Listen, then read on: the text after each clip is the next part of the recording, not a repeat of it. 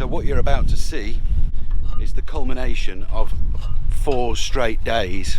A combination of grinding, prepping the foredecks, side decks and gunnels, and chipping away scale sanding, through thousands of layers of paint. and this job that we thought would take us about 3 days has taken us about 7.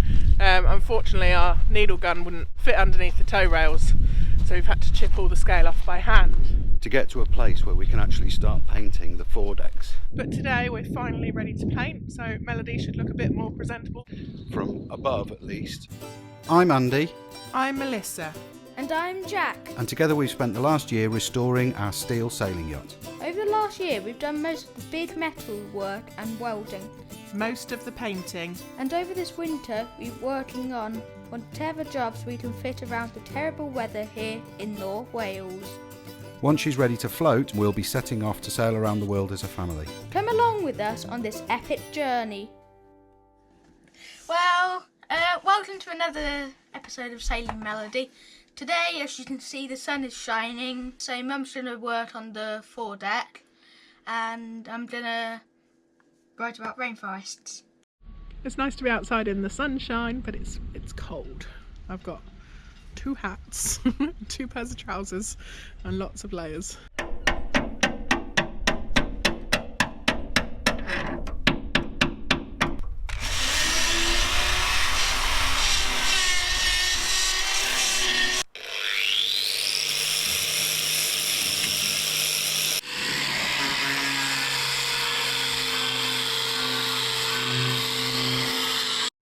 So I'm just having a quick break from sanding, and Jack is going to read me a bit of his story.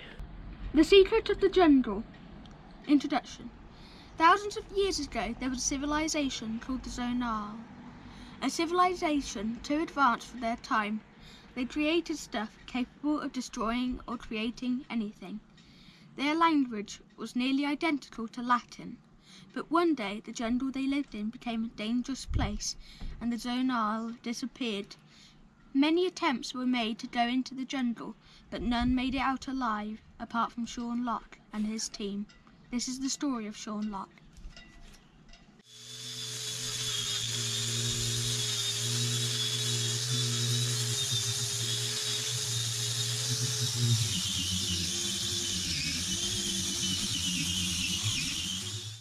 So I've got some cleaning up to do, but I've sanded all the way along here. It's a beautiful evening.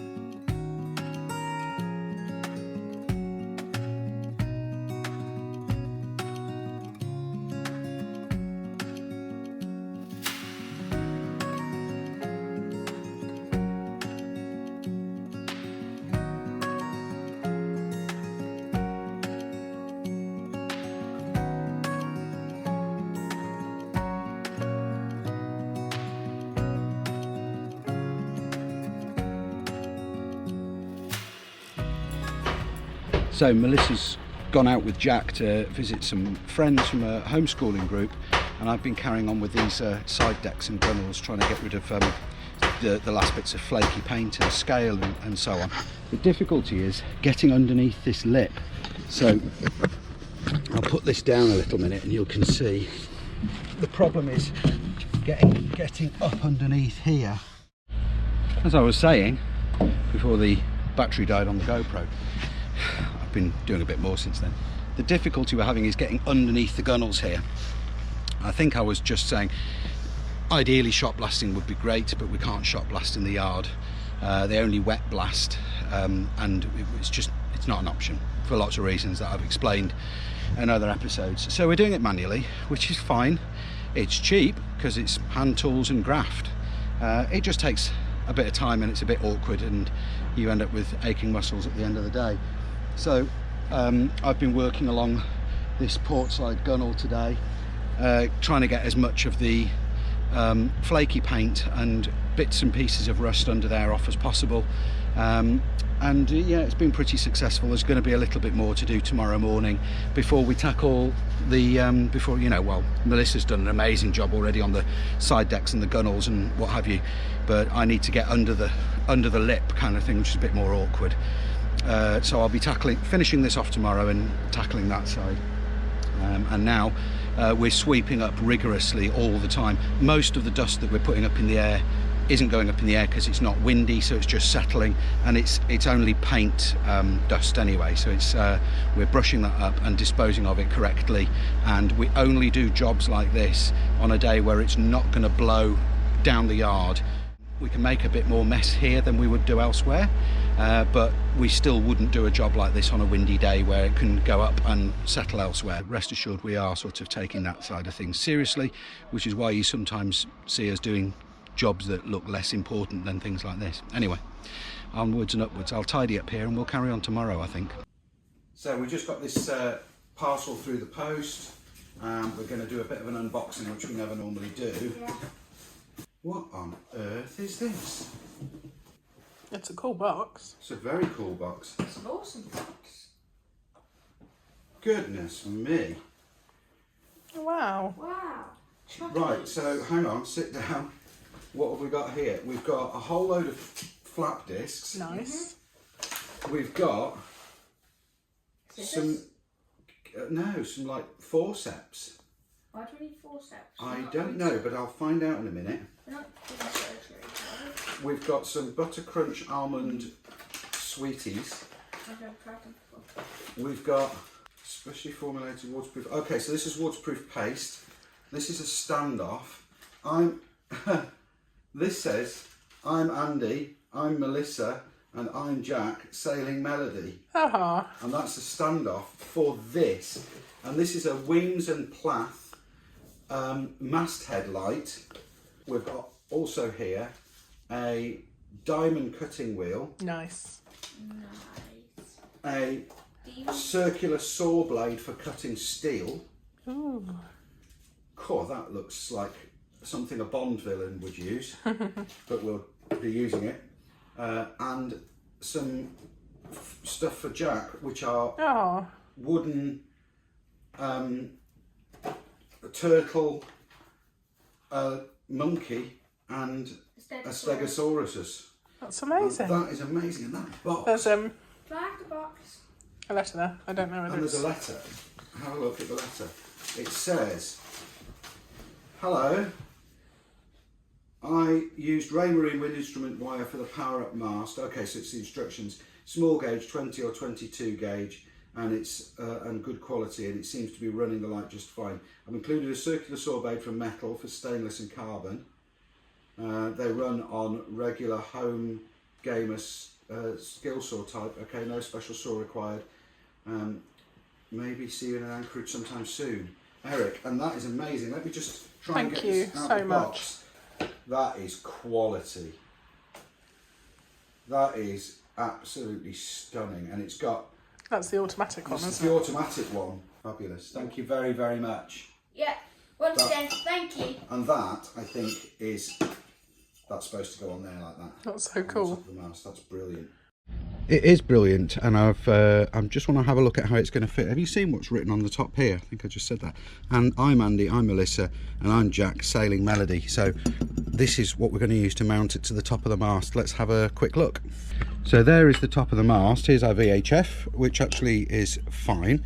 This is the old anemometer wind speed watchomit that we're going to take off and replace.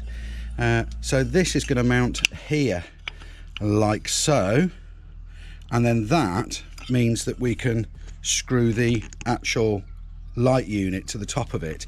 The reason we can't screw this directly into the top of the mast plate is because on this mast it's all welded on, so we can't just unbolt this whole unit and drill holes through. So that's why we need this standoff, which was the same issue that Eric had. So This is the perfect solution, and it forever imprints us on the top of the mast for years to come. Thanks very much, Eric. That's really, really kind. And thanks for the other gifts as well. Just blown away. Can't say thank you enough. Fantastic. Of course, just going back up the ladder, of course I'll fit all of that in a few weeks' time when we're closer to putting the mast back up, because at the minute we're not doing that. We're doing other jobs. The sun's out and it's a beautiful morning, and the boat's dry as a bone and it's windless, so we're going to carry on with these foredecks today. I'd like to try and get them painted before we leave at the end of today. Let's see.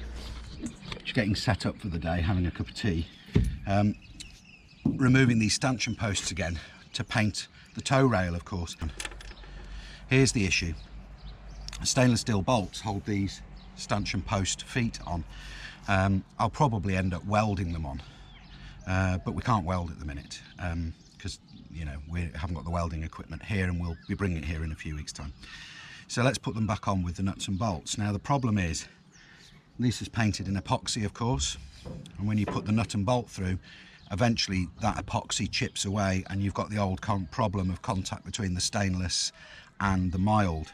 So the solution that I've got is to drill the hole out very slightly larger, put a shoulder, a nylon, there's a lads over there singing, a nylon shoulder washer on, and then a nylon nut, and then the stainless washer, sorry, the nylon washer, then a stainless washer, and then the nut and bolt. And then this means I'm also going to put a rubber gasket under the foot, but this means that the stainless is not in contact with the mild at any point, which should make things last a little bit longer. And it might even be the permanent solution, although I think the permanent solution is going to be to weld the feet on. We'll see about that, but that certainly is a very long lasting solution, if not a permanent one.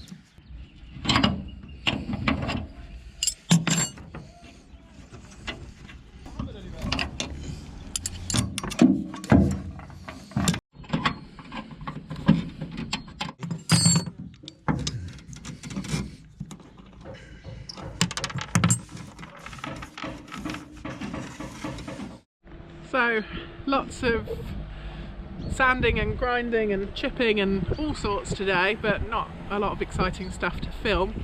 So we're just going to have a tidy up and a hose down and carry on with the daily grind tomorrow.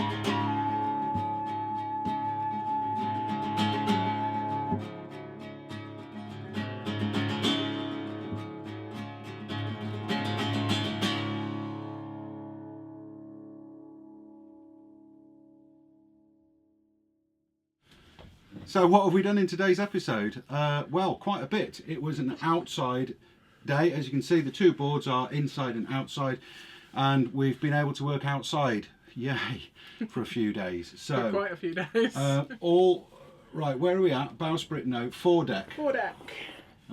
So we've done some red jobs. We have Job number 199. metal prep, the gunnels, foredecks and side decks. Metal prep, the gunnels, foredecks and side decks, done. Metal prep, the cleat bases. Metal prep, the cleat bases, done. Epoxy, the cleat bases. Epoxy, the cleat bases, done. Paint the gunnels and foredecks and side decks. Paint the gunnels, foredecks and side decks with epoxy. And that's it. And that's it, is that it? That's it. Yeah, so we've ticked off 1, 2, 3, 4 red jobs from the foredeck, and it's now, as you've seen, looking amazing. There's more coats of epoxy to go on, and then there'll be kiwi grip and Yeah, it's all putting that the stuff. old paint to shame, obviously, because that's all dirty and grubby, but Yeah. it's all gonna get a final, well, obviously it's gonna get more layers of paint and a final sand, and then it will have top coat because the primer holds the dirt, doesn't it? Yeah, so that Jotun 87 winter grade primer, it's not porous, but it kind of holds grubby. So when you walk on it, it gets a bit dirty. It's not as high gloss as the top coat. So as a result, where we've been walking on the coach roof, it looks a bit more grubby than the new paint that we've just done. But that'll all look amazing when we've flatted it all back and done a top coat and epoxied the whole thing with the final coat. Jack's just staring away out the window. Are you admiring the paint, Jack? Yeah, it just looked really good. Why is it called kiwi grip, not avocado grip or something? I don't know. Let's ask them. Kiwi Grip, can you please get in touch and tell us why you're called Kiwi Grip, not Avocado Grip, because Jack wants to know. And with that, we'll say bye-bye and see you next week. See you Bye! next week. Bye! Bye. Thanks so much for watching. Remember, you can follow our Instagram and Facebook pages for news and updates. You can support us on Patreon and Coffee. And you can get our new Sailing Melody shirts and merchandise by clicking the pictures under the video or clicking the links in the video description. And of course, don't forget to subscribe to our channel, click the notification bell and give the video a thumbs up. We will see you very soon. Andy, Melissa. And Captain Jack.